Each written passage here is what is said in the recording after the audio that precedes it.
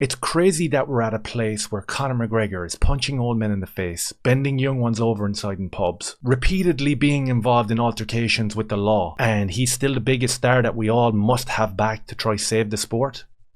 So now, as the dust settles on UFC Noche, I think we can all agree that it was an unmitigated disaster. And the writing was on the wall from Jump Street with this thing. The sales were absolutely shit. They were cutting the price of tickets, doing their best to try fill seats. It cost $20 million to put this show on. Nobody wants to watch Sean O'Malley. I gotta prove a lot of stupid people that they're stupid. It was nice. We all understand and knew that from beforehand, but we know even more so now. Nobody gave a shit about Mexican Independence Day or Mexican culture. Even fence sitters like Brendan Schaub said, "We're going down a weird road." And a lot of people in my space going, UFC need to show more pageantry. The f*** you talking about? No, I need better fights. I need more exciting matchups. I need the card stacked. I would rather a fucking card be at the apex with 4 people in there. I can hear somebody fart.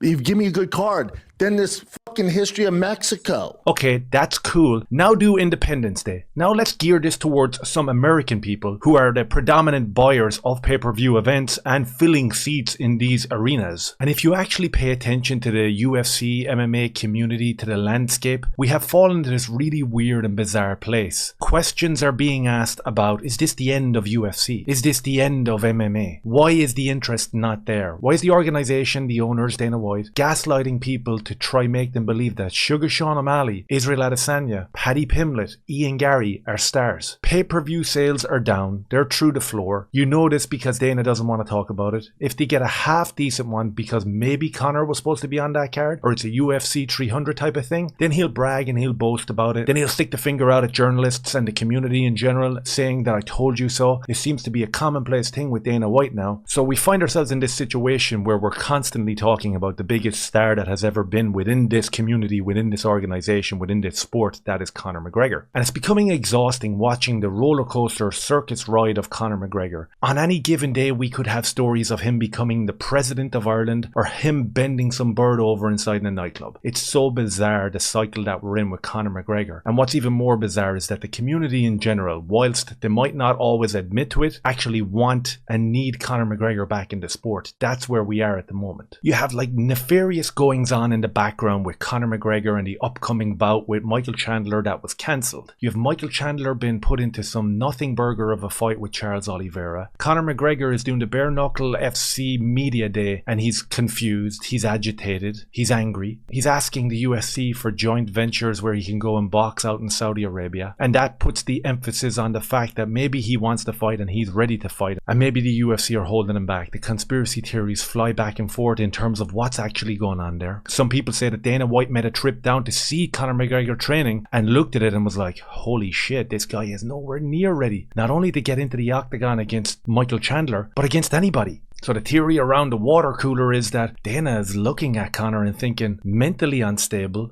physically nowhere near what he needs to be to come back to the organization. And with negotiations going on in the background with the likes of Netflix and Amazon and ESPN and new deals on the table and their main bargaining chip being the star power of Conor McGregor, there's so many theories there as to why he's been sidelined. Obviously, looking in from the outside, as I've said and covered myself, it looks like the dude is not ready. He looks overweight. He looks slow. He needs some sort of rehab, I believe, to get himself straight, or some sort of forced rehab within his own consciousness or something like that. But as I alluded to, look around the landscape of the UFC content creation, pay-per-view events, the excitement levels for the next Apex card. It's a concoction of prolonged gaslighting and just lack of interest. Because if you think about Dana being so stubborn not to give in and just hold up his hands and say, listen, nobody wanted to watch Israel Adesanya. Nobody wants to watch Sugar Sean O'Malley. We're actually in a place now where we're rebuilding, we're restructuring, and we're going to bring up organic stars, if there is such a thing left anymore. And the person who jumps to mind is Sean Strickland. Honestly, it's not that I'm like some ardent fan of Sean Strickland. I disagree with a lot of stuff he does and a lot of stuff he says. But if you think about him dropping truth bombs in press conferences, in interviews. Are you a gay man? I'm an ally of the community. Okay.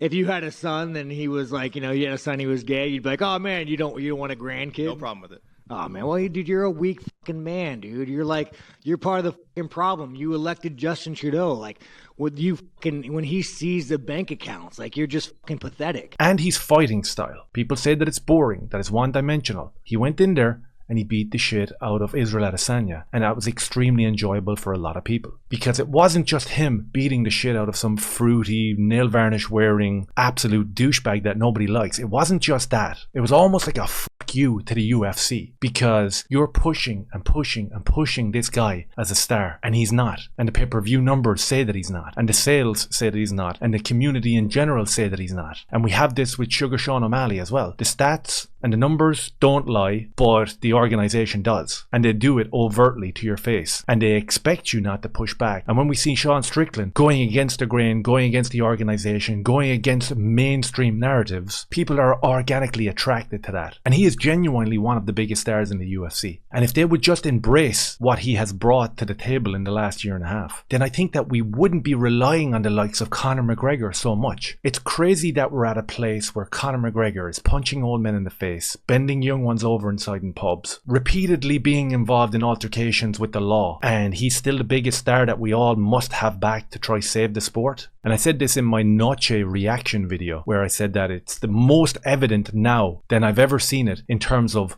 where we are with the annoyance at the organization. When you have fence sitters and guys that are so milquetoast like Brendan Schaub calling this Noche event an absolute shit show, how the fuck are people supposed to enjoy sitting in an event for 13 hours watching Mexican animations? When you go into the comment sections of YouTube videos or social media content creators, you will see that predominantly people were like, okay, I was bored with the Noche stuff. I was bored with the Mexican animation. Cool, we got to have our chairs rattled a small bit and we got a little bit of water and air blown in our face.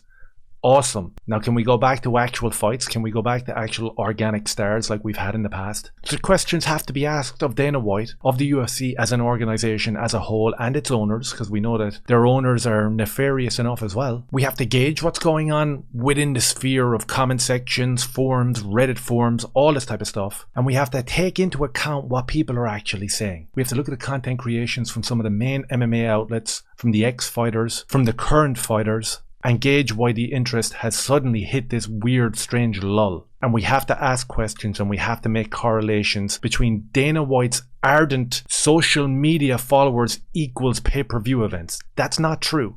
Having an army of 12-year-olds follow you on Instagram does not equate to big numbers and asses in seats. It just doesn't. And you can gaslight us and you can tell lies as much as you want. These people are not liked and they do not do good numbers. I think that Dana White and the UFC as an organization have to read the room. People are not interested in the Nelk boys. They're not interested in Sneeko and Aiden Ross and all this type of trash. They want the truth. They want the likes of Sean Strickland and Conor McGregor. That's what they want. And they want to see them fights that are electrifying. They want to see real rivalries, not social media rivalries. And I honestly don't know how the UFC are going to go forward with this, because Dana seems to be extremely stubborn, and as an organization, there doesn't seem to be any bend in the river. What UFC event are you excited about? What UFC event are you ready to jump out of bed at 1 a.m. in the morning and stay up through the night to watch? What UFC event do you have to whip out the credit card and get that pay-per-view paid for?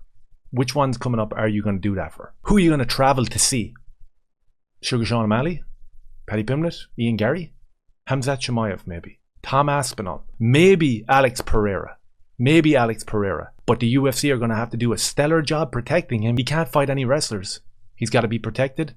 It have to be stand-up fights, because if he loses, where do you go then? You got to be more aware than ever of what the organization are doing and who are their allies. When you have Israel Adesanya putting out public posts saying that the future of the UFC is with the Mexican fighters, that in 10 years time we're going to have Mexican champions across the board and it's going to be beautiful. Really? Is that really what MMA fans want to see? Mexican champions across the board? I'll pass on that, and I'll pass on all the lies that keep getting fed out there. So do me a favor, let me know down below what you think of all that, whether it made sense or whether it's just me rambling. Cheers.